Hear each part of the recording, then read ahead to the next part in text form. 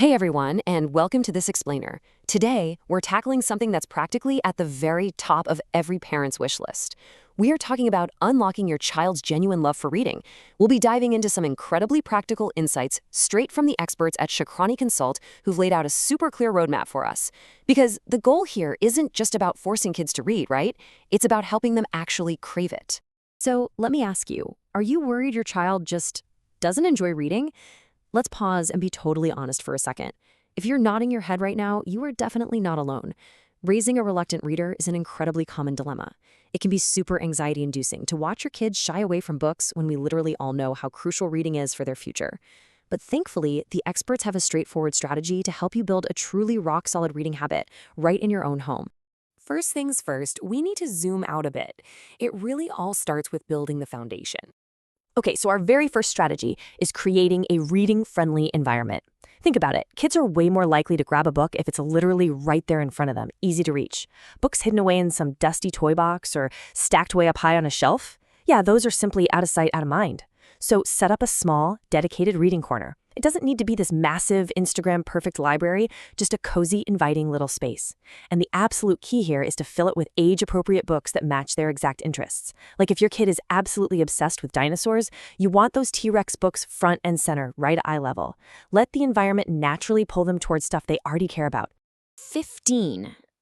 I just want you to let that number sink in for a second. When we think about building these big, important educational habits for our kids, it is so easy to overwhelm ourselves. We instantly imagine it requires hours of rigid, stressful study time, making it into this massive, daunting daily chore. But the reality presented by the experts is actually surprisingly manageable. Because 15 minutes a day can make a huge difference. That's strategy number 2. Establish a daily reading routine. The research from Shakrani Consult point out that even just a quarter of an hour each day is a total game changer. The secret sauce here is consistency over duration. Think about anchoring that 15 minutes to an existing part of your day. Maybe you read together right before bedtime to wind down, or, maybe right after dinner. Fitting it seamlessly into your daily rhythm creates that vital consistency needed to turn a random activity into a totally automatic, lifelong habit.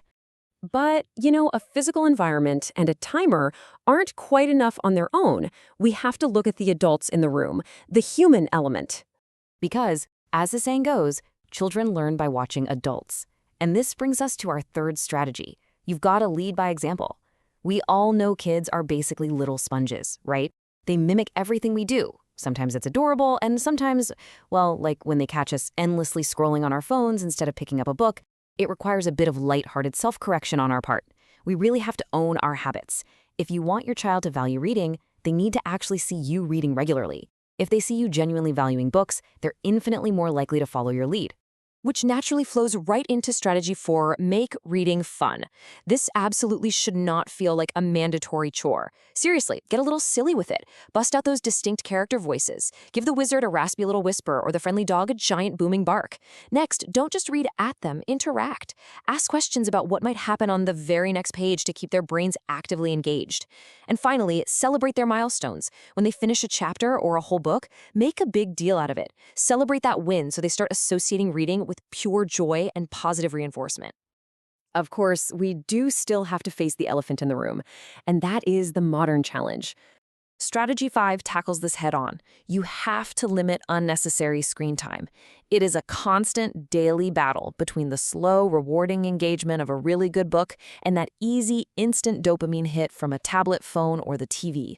The expert advice here is to establish a super clear structural boundary. Encourage your kids to spend time reading before they're allowed to use screens. By requiring the reading to happen first, you prioritize the habit and you make sure those screens don't completely hijack their literary adventures.